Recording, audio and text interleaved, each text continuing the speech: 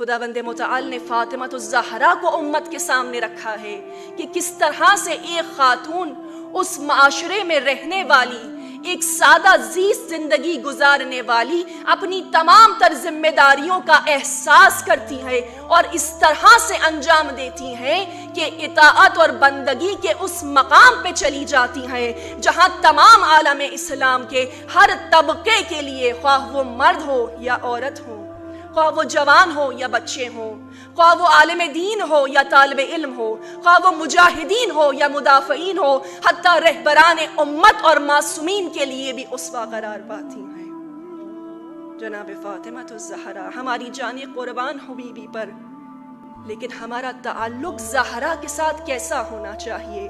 جب بھی ہماری نگاہیں سیرت فاطمہ الزہرا سلام اللہ علیہا پر جاتی ہیں تو ہم بی بی کی زندگی کا مطالعہ اس طرح سے نہ کریں جس طرح سے ہم کوئی افسانہ یا قصہ پڑھتے ہیں کہ جہاں افسانہ ختم ہوا ہمارا اور اس کا رابطہ بھی ختم ہو گیا، بلکہ سیرت فاطمہ الزہرا کے مطالعہ اور معرفت پیدا کرنے کا حق یہ ہے کہ ایک ایک واقعہ، ایک ایک لفظ جو ہم پڑھتے ہیں یا سنتے ہیں یا سمجھتے ہیں یا بول رہے ہوتے ہیں، یہ فقط ہمارے حواس باختہ تک محدود نہ رہے، حواس ظاہری تک محدود نہ رہے، بلکہ ایک ایک واقعہ ہماری سماعتوں سے ہوتا ہوا ہمارے دل میں جا کر لگے اور پھر ہمارے کردار میں ظاہر ہونے لگے۔ یعنی جتنا زیادہ میں مطالعہ کرتی جاؤں اتنی زیادہ میری شخصیت، میرا کردار فاطمہ الزہرا سے قریب ہو جانا چاہیے۔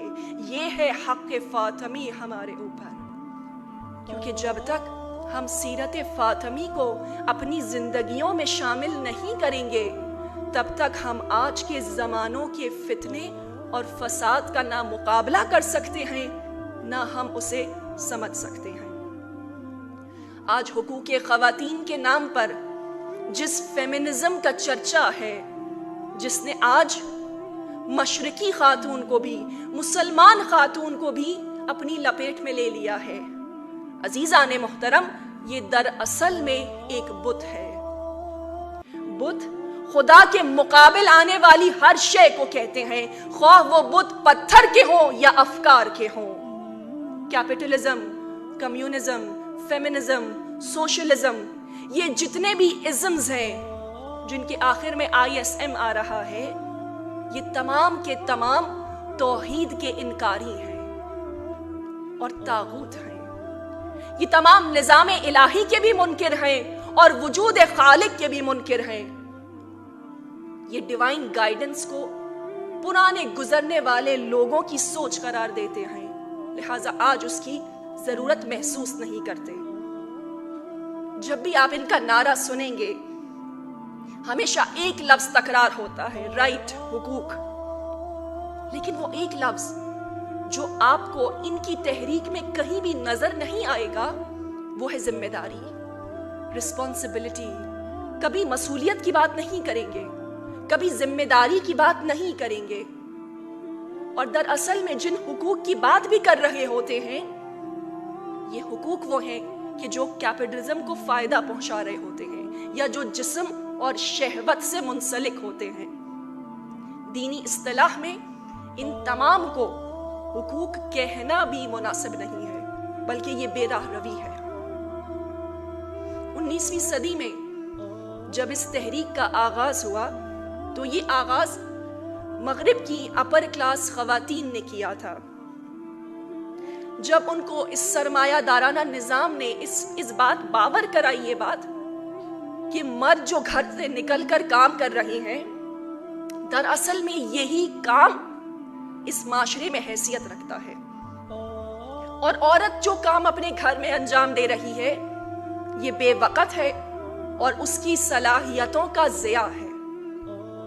بس جب عورت کو یہ بات باور کرائی گئی تو انہوں نے حقوق کا، مساوی حقوق کا نعرہ لگایا، ایکول رائٹس کا نعرہ لگایا، اور ایک طرف یہ تقاضا کیا کہ مردوں اور خواتین کے حقوق برابر ہونے چاہیے اور خواتین پہ ہونے والا تشدد ختم ہونا چاہیے۔ لیکن ستم ظریفی یہ ہے کہ ایک طرف تو خواتین پر ہونے والے تشدد کے خلاف بات کی جاتی تھی اور دوسری طرف کیونکہ یہ اپر کلاس پریولیج خواتین تھیں، ان کے ماتحت ایک کثیر تعداد غلاموں کی اور کنیزوں کی ہوتی تھی۔ ایک طرف نعرہ لگاتی ہیں کہ خواتین پہ تشدد بند کیا جائے، اور دوسری طرف جو ان کے ماتحت غلام ہیں ان کے ساتھ ان کا رویہ وحشیانہ ہوتا تھا۔ یہ ہے فیمنزم کا منافق چہرہ، یعنی جہاں اپنا مفاد ہو وہاں پہ آواز بلند کی جائے، ورنہ باقی تمام میدانوں میں خاموش رہا جائے۔ اس کے مقابلے میں دین اسلام نے ایک بہترین روپ پیش کیا ہے، اور وہ روپ فاطمی کے طور پہ سامنے آیا ہے۔ فاطمی روپ کے سامنے، ہماری فاطمی روپ کی صورت میں ہمارے سامنے آیا ہے، کہ جس میں اوائل سے ہی غلاموں کو انسانوں والے تمام حقوق عطا کیے گئے، یہاں تک کہ جناب فاطمہ الزہرا نے اپنے گھر کا ماحول ایسا بنایا تھا کہ جہاں پہ ان کی اولادیں ان کی کنیزوں کو ماں کہہ کر پکارا کرتی تھیں۔ اب ہمارے سامنے یہ دونوں چہرے موجود ہیں، یہ دونوں راستے موجود ہیں، انتخاب ہم نے خود کرنا ہے۔ آیا ہم اس نظام کو منتخب کرتے ہیں کہ جو خالق کا بنایا گیا ہے، وہ نظام کہ جو مخلوق کی تمام تر ضروریات کو پورا کرتا ہے، جس میں اعلیٰ اقدار نظر آتے ہیں، یا پھر وہ نظام کہ جو انسان کی ناقص عقل نے خود ترتیب دیا ہے، جس میں اخلاق کی پستیاں ہیں۔ بس عزیزان محترم، فیمنزم کا مقصد خاندانی نظام کو تباہ کرنا ہے۔ یہ کہتے ہیں کہ کسی مرد کا کسی عورت پہ کوئی حق نہ ہو، نہ کوئی ولی ہو، نہ کوئی سرپرست ہو، عورت خود سالار ہو اور اپنے تمام معاملات خود طے کرے، نہ اس کا اپنے شوہر کی نسبت، نہ اس اپنی اولاد کی نسبت، اور نہ اپنے والد کی نسبت، کسی بھی طور پہ نہ کوئی ذمہ داری ہو اور نہ کوئی پابندی ہو۔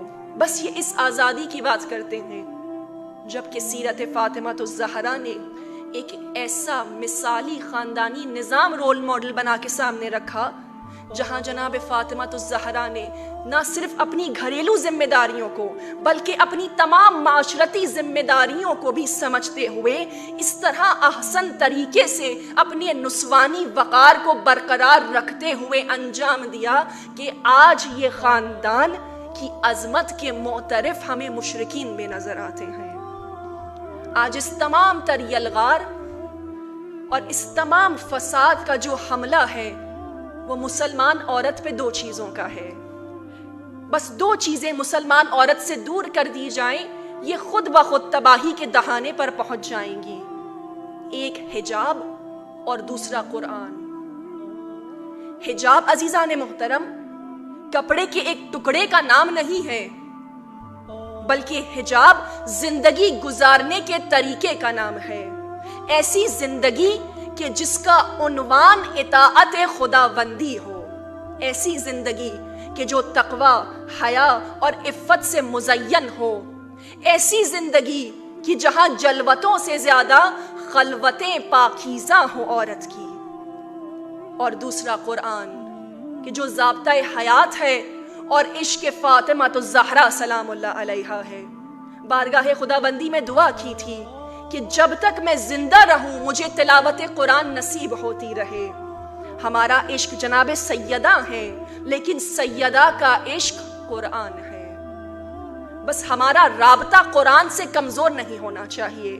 جہاں ہمارا رابطہ کمزور ہوا وہیں پہ دشمن کا حملہ تیز تر ہو جاتا ہے۔